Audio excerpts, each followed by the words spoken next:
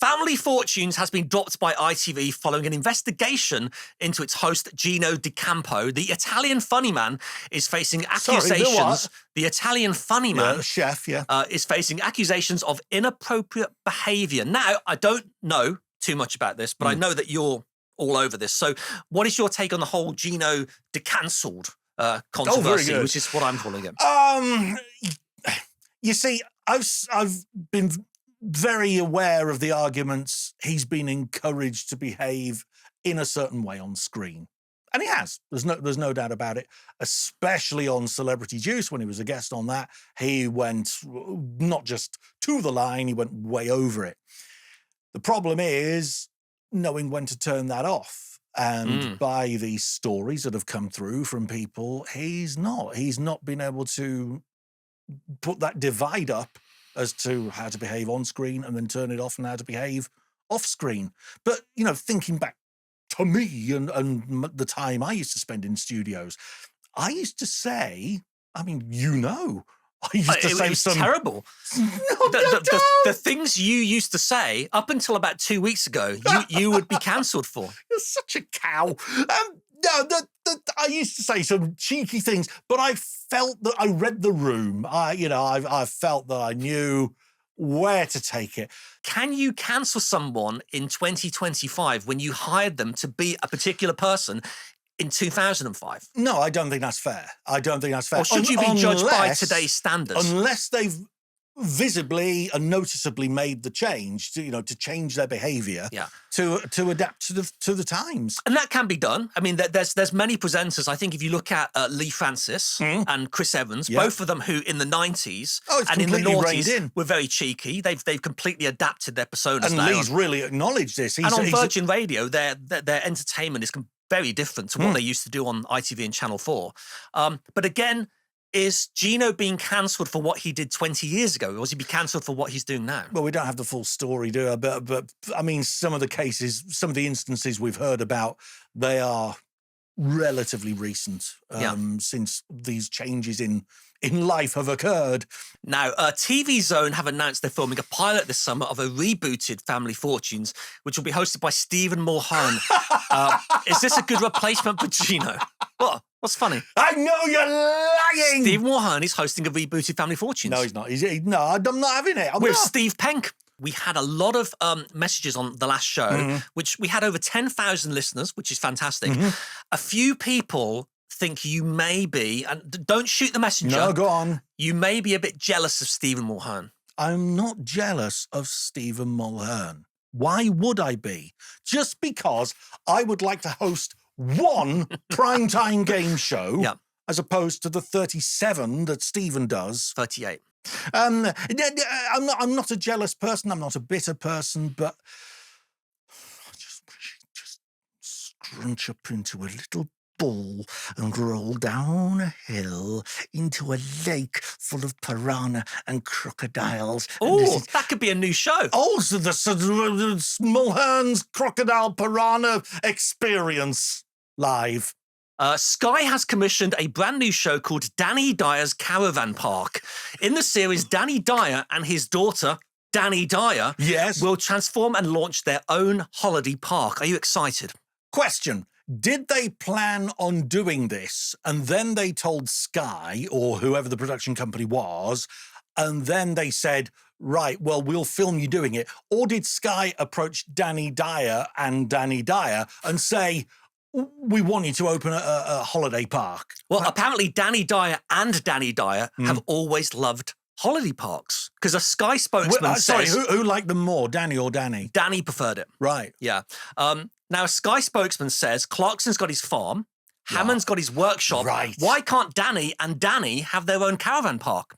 So what sort of caravan park are we talking? Are we talking one with a clubhouse with entertainment and sort of a Butt Lindsay type thing? Or are we... yes, I think so. So what's interesting is Danny Dyer wants to make British holidays cool again. Sorry, Danny or Danny? Danny. Right. Because what I think is fascinating is young people today, and you're one of them, you go off to Ibiza. Every time Greg wants to, hang out with his babes, he's off to Ibiza, he's off to Magaluf. Throwing some shapes on the floor. You don't go to Scarborough. And he wants to make British holidays cool again. Right.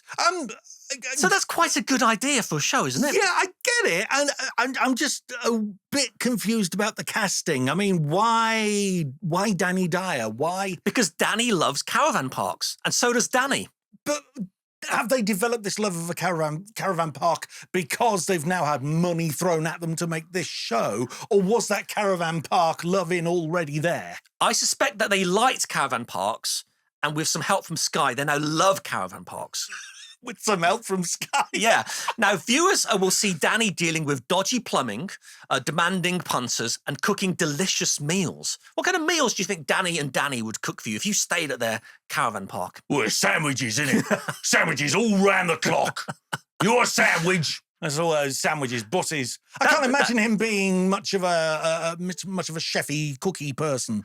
Now, do you remember when Noel Edmonds tried this? Because he had his own holiday park in Bury St Edmunds. It was called Blobbyland. Bury St. or just Buried Edmonds. Oh, Buried Edmonds.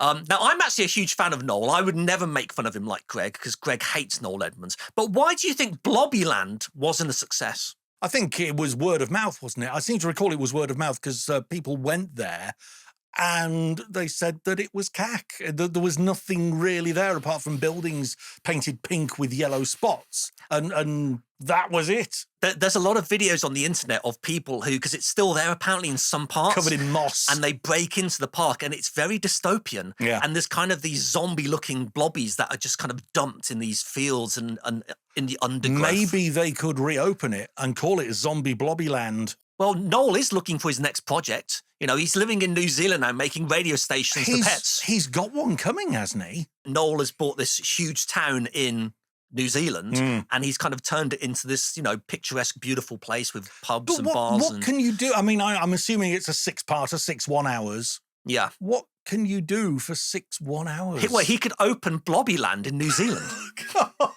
Maybe that's what he's going to do. Yeah. I mean, his wife's lovely. Liz. No, that's not his wife. No, that's a dummy he drives around with in his black cab. Not that one. That was a real story, wasn't it? Yeah. He has a very attractive dummy that he puts in the back of his black cab. So he can use the taxi lanes. When he's driving it around, no one gets in. Yeah. Yeah. No, so he can use the taxi lanes in Bristol. Do you think one day his wife found his sex doll and she said, "But Noel, what is that doing in the taxi?" "Oh, I used that so I can use the bus lanes." "Oh, that's okay, Noel. Let's go to Blobbyland." And I can imagine that conversation going further. It looks nothing like me. Who do you find more attractive?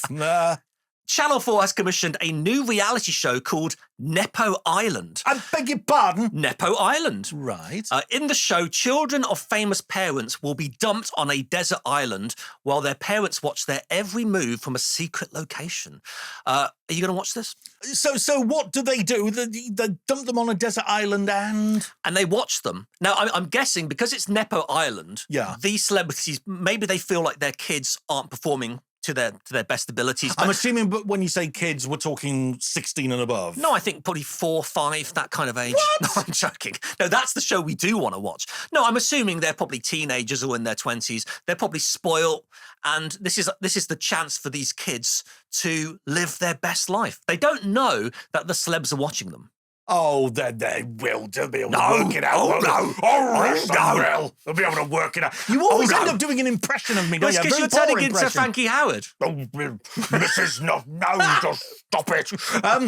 If you look at Brooklyn Beckham, he's somebody who's obviously got very talented parents, and I think he's just known for like making toast and having kind of like strange YouTube shows. Yeah. Can't imagine what that's like.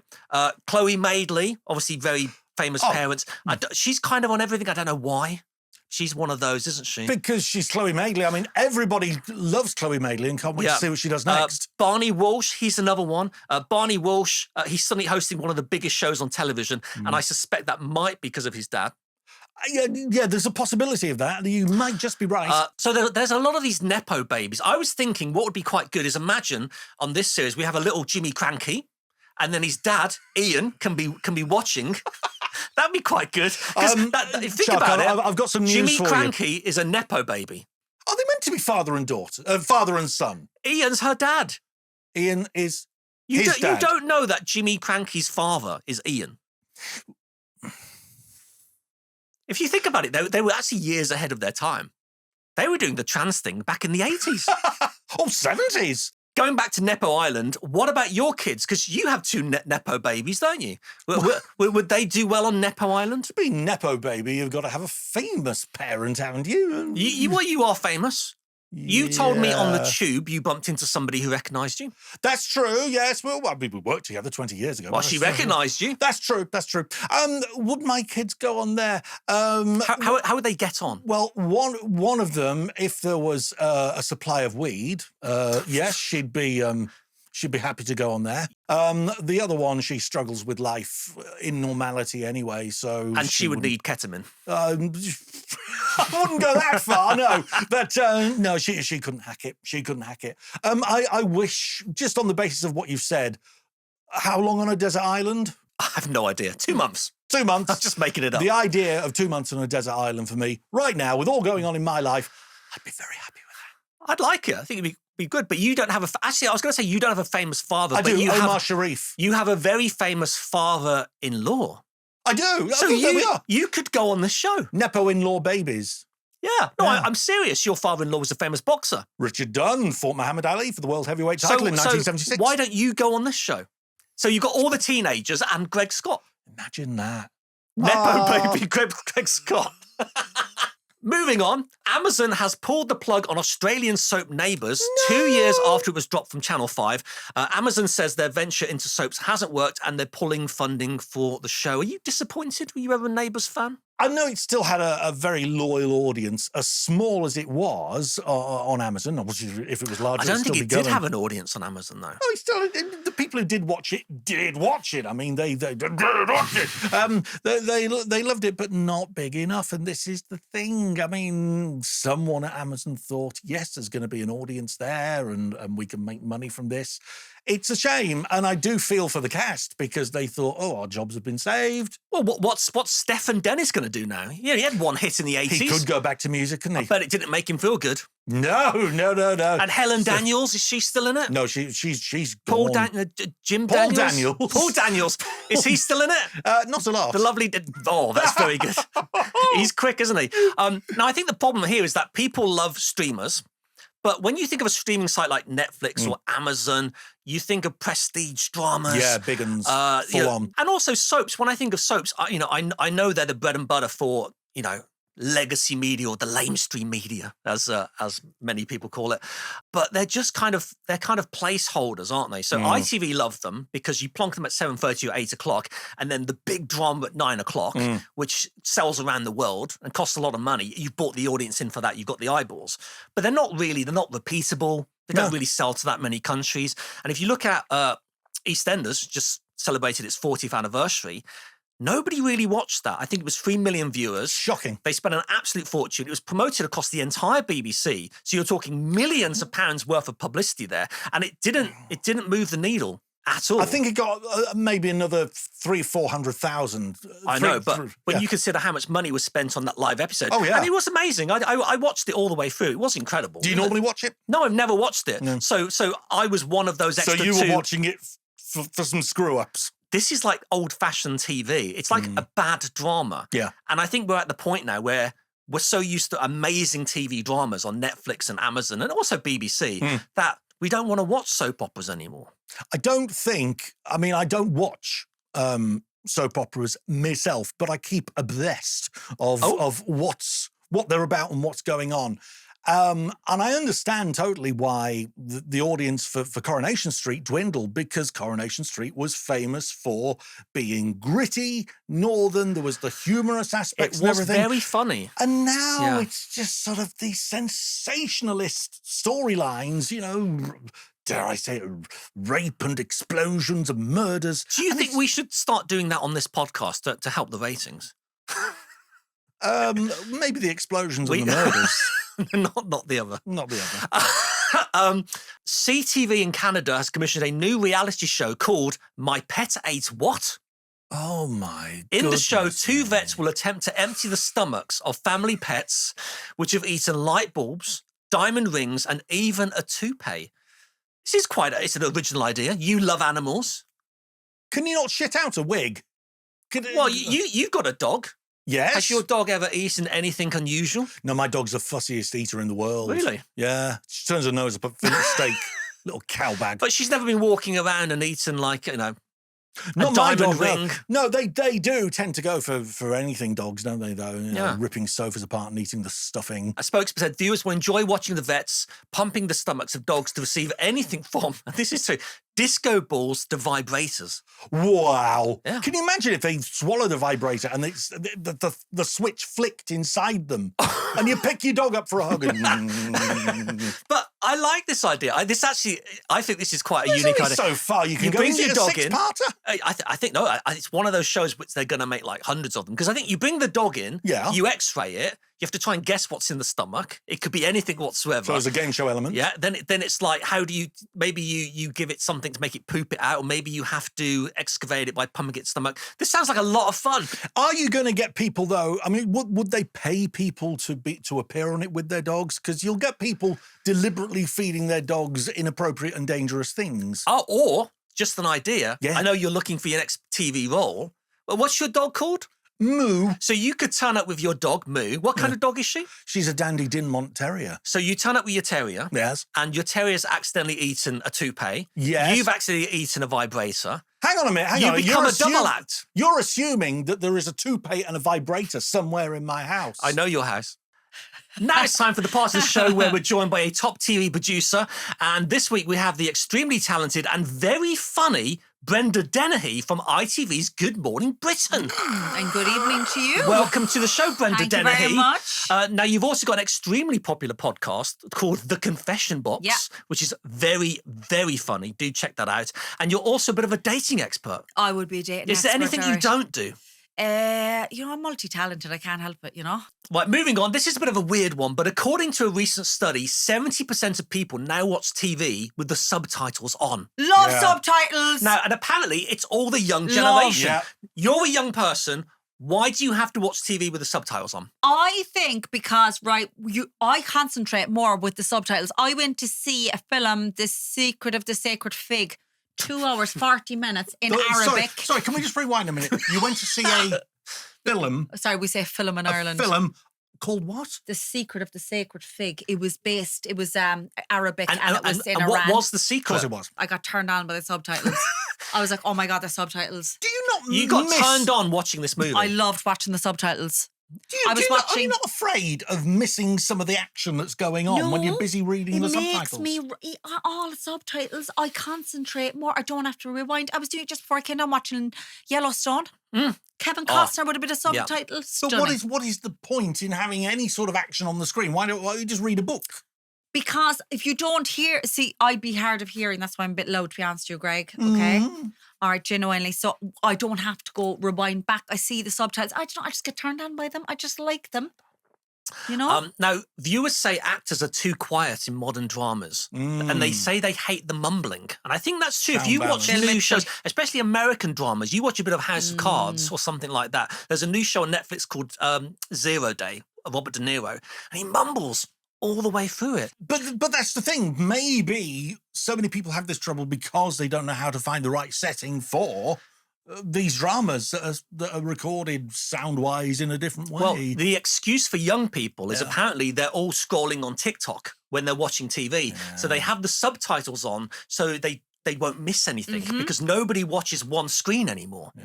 Do you think true. that's what it is? I bet when you're watching TV, you're on Instagram because you're so prolific on Instagram and she's very, very funny. No, do you know what I do? I lock my apps so I can't go into them when I'm watching. I'm very disciplined when it really? comes to watching something. So you like a bit of discipline. I love a bit of discipline. She loves a bit of discipline. I'm not going there. I see Sucker why for you're the trying to drag discipline. me on. I'm not going Sucker. there. Yeah. So when it's something like, let's say the Eurovision Song Contest, Yeah. I assume you watch that. Do you not go on Twitter and tweet along and offer your No, I opinions? don't. But I can't No? stand. Don't like Twitter. I can't be going back and over with someone and all that kind of stuff. It's just not for Well, me. Greg, you do like fighting with people on there. You have a history of that. I've You had do. a few run-ins on Would you there. get a high yes. out of that? No, I hate it. Well, why I do you hate do it so? I don't do it so much. I used to. Twitter used to be my complete and utter social life. Did you just love? How many followers have you?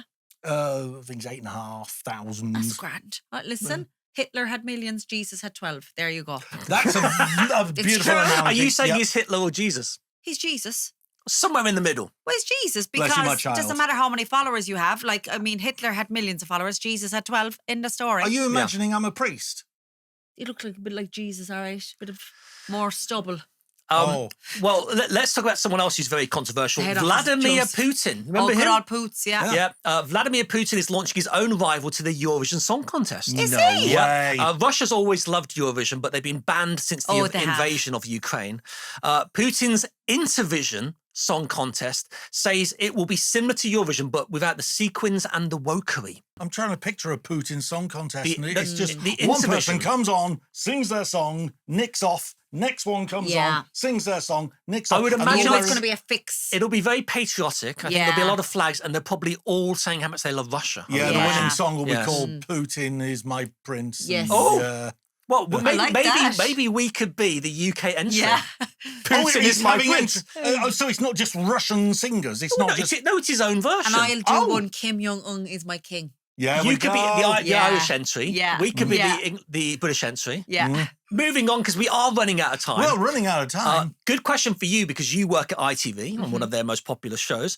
Loose women's star Coleen Nolan has revealed that she's struggling to pay bills despite earning £3,000 per episode. She joined Loose Women in 2000, and she's been on it for 25 years. She lives on a 6-acre farm in North Staffordshire, but told Women's Own, "It looks like I have a lovely farm, but most of my money goes on bills. I feel the squeeze just like everyone else." Should we feel sorry for Coleen? I think she's clearly mental. I think She only from earns saying £3,000 that- a day. Yeah, Oh, but you know what, bless. Chuck, as well? You live with the means you have. Yes. So you're saying that because she earns so much money, she's created a lifestyle that's very expensive. Yeah. Yes. living above her course wits. you So would we be. should feel sorry for her. Well, I would be. And can I just say, I've met her and she's an absolutely lovely woman. And she's Irish. And does she moan about not earning enough? No, I've never heard her in person. Anytime I've met her, she's been an absolute lady. Do you She really has. Do you think we should start a Kickstarter for her, raise some money for Gonna Coleen Nolan? GoFundMe? A Just giving, GoFundMe? yeah. Just giving? Yeah. You say her farm's in North Staffordshire. I mean, Yes. why didn't she move her farm closer to London, where the show is filmed? Well, it'd be more expensive, wouldn't it? Yeah, that's true. Yeah.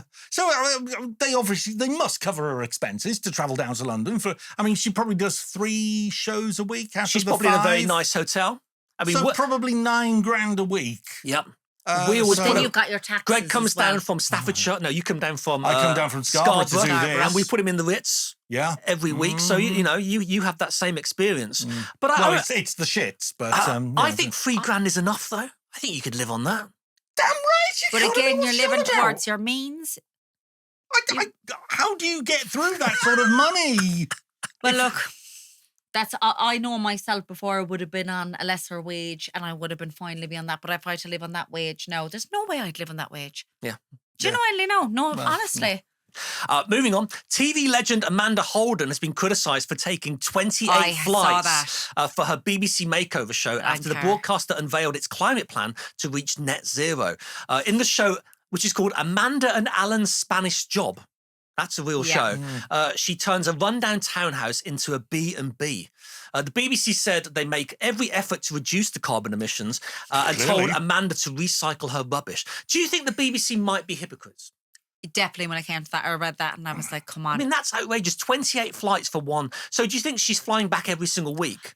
Well, she does her heart radio show, obviously, in the Oh, yes. weekdays. Then she's doing Britain's Got Talent. And she is a very good worker, to be fair. She yeah. is everywhere. But then, obviously, on the weekends, she's probably flying out on a Friday early after the show. Yeah. And then back on a Sunday. So you're going back and over. Come on. It's crazy. Come If on. you've That's got more to do flying than that, you. She's not going Ryanair, you know? if someone has to do that, they should get someone else. Who's there? Yeah. I mean, you fly every single week, pretty much, don't you? I must go again now this week, yeah. Not every week, but most weeks. And that's because you do your podcast in Ireland. do my podcast in Ireland, but I do it here as well. But then we have shows and stuff at home as well. That's amazing. And Yeah, what's your no. podcast called? Brenda and Julie's Confession Box. And what kind of thing can we expect on the Oh, confession just box? 2 girls talking absolute shite. So it's your confessions. Or confessions. But you did have a priest on it. Yeah, we did have Father Ray on. I love that. So Blind Date might be making a comeback with Claudia Winkleman. Love. Eh? So after the revivals of The Gladiators and Wheel of Fortune, there were plans to bring back the dating show 40 years after it first launched. Now, you're a bit of a dating expert. Do you think in today's day and age that show still works? Well, Chuck, come on now. We know everyone's just going on it for the notoriety and the fame. Exactly. And there are going to be people like Made in Chelsea and Towie. There are going to be people who are on Instagram. Because young people today, it's all about the one-night stands and the apps, and isn't it? I actually said on my Instagram last night, and Greg, this is true now. Don't feel sorry for me now, the two of you, right? No. Please, just leave me say it and not feel sorry, okay? I'm just wondering which podcast I've walked into, but go on. 1 in 4 of us don't meet our other half, our lifetime companion, okay? I'm one of them. I'm not going to meet him. Yeah, no, that's true. I'm the 1 in 4. Are you saying 1 in 4 relationships break up or get divorced or just never meet someone at all? You know the way you've got your relationships going on. There was something a bit suspicious going on between the two of you earlier, but look, I'll pretend I didn't see it. And you know the way you're in long, loving relationships and you're like, she's your life partner. I know you're not married. Are you married, Greg? Yes, I am, yes. Okay, get your hand off my leg. I'm only joking you. No, I'm joking you. So... No, she's enjoying it. No. So I believe that I'm not going to have that other special companion in my life, and I'm okay with that. I'm the 1 in 4. By believing that, is that No, it's not, because I am open to it, because I was on Bumble there and stuff, and you were on Bumhole. Bumble. Okay, is that Indian? Bumble, no. Bumble? It's Thai. So, talking of other dating shows, Amazon Prime Video has created a new show called Trust Your Senses. In the show, single people will be tested to see if they can pick their perfect partner based purely on smell alone. Love that. Now, would smell turn you off on a date, or would it turn you on? On. So, what do you like to smell? Well, you like a smell of a man who's come home from work as well, a bit of sawdust or something. Oh, so you like a man who works with his hands? Yeah, like that. Yeah. You know, you can smell his clothes. Well, with Chuck, I mean, he's quite wooden at times. Sneaker pants. I'm always wooden. You always smell nice, Chuck. I'm always wooden. You know you smell nice. I can't smell anything up. You well, go on, have a sniff. No. Have a sniff. Let us smell your armpits. Yeah, go on. Eau de sweat. It's actually fine. I think it's your washing detergent of your beautiful hair. That's Dove Original. No, it's eau de sweat. No. Are there any smells that would turn you off on a date, though? Because I've heard that young women today have this thing called the ick. You heard of the ick? Oh, yeah, big woman for the ick. So there's this thing where when girls go dating now, they're always looking for the one thing that will ruin the date. And quite often... They're looking for it. They're looking for it. And quite often it's something that is so inconsequential you would not even think it would be a thing. Oh. Yeah. And it might be that maybe they're texting their mum. Or maybe they've spoken to the waiter in a funny way. So what would be your ick if you were on this show? If it was to come with a smell of an ick? Yeah. Well, the breath. Do you know what the big thing for me is? Yeah. If they're after like cheese and onion crisps. What do you think of Greg's breath? I can't We're not doing that. Actually. She sniffed my armpit and now I can't smell it from here, so you're okay. That's all right then. He's got good breath. I'm very, very mindful of my no, you're actually mouthful hygiene. Yeah. Now, the BBC has also commissioned another dating show with a unique twist. It's never been seen before, this show. TV Boss is going to match up single vicars who are looking for love. So it's vicars dating other vicars. So slightly different, because I know priests can't date people, but vicars can. So it's a vicar dating show. What do you think? Would you date a vicar? I probably would for the crack, to be honest, because there's a bit kind of... You're a big fan of cracks, aren't you? I'm a big fan. There was a show called Fleabag, and I remember there was a religious man in that show, and all the women fancied him. Yeah, you see, there's a lot of good-looking priests, actually, at home in Ireland as well. Is it because you know you can't have him? You know you can't have him, and then it's kind of like when I was in Rome last year, there was a calendar of all these really hot priests. And, you know, if they were just no, there was. They sell them and everything, right? And I was like, what a shame, because I can't do anything to him, you know? What was his crack like? Big. It was a big lot of crack. You know, look who the winner is. There you go. And that was the end of this week's edition of Loose Women. So thank you very much for joining us, Brenda and Greg Scott. And we'll be back next month.